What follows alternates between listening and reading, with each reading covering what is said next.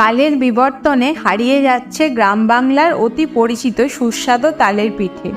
বর্ষাকাল এলেই মনে পড়ে তালের কথা। ঠাকুমাকে দেখেছি এইভাবে তালের পিঠে বানাতে। প্রথমে পাকা তাল ছাঁচিয়ে তালের মাশ বের করে নেব।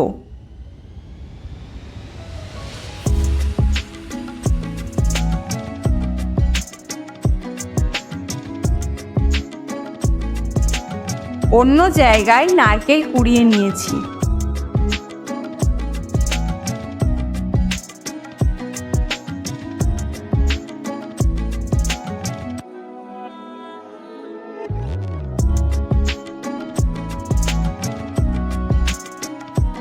এরপর তালের সঙ্গে দিলাম প্রয়োজন মতো সুজি, চিনি ও ময়দা এবং সঙ্গে অবশ্যই নারকেল গুঁড়ো।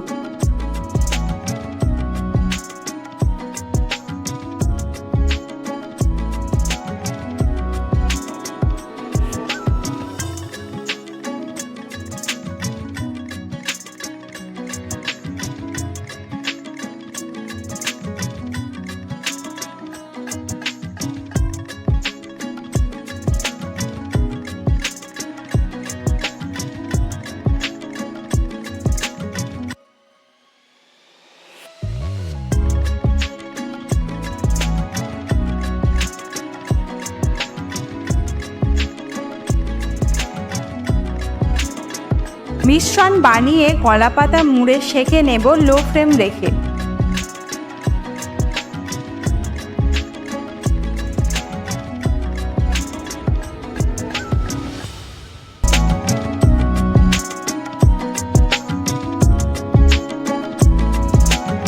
আর বাকি মিশ্রণটা ছোট ছোট ফুরুলির সাইজে গরম তেলে ভেজে নেব।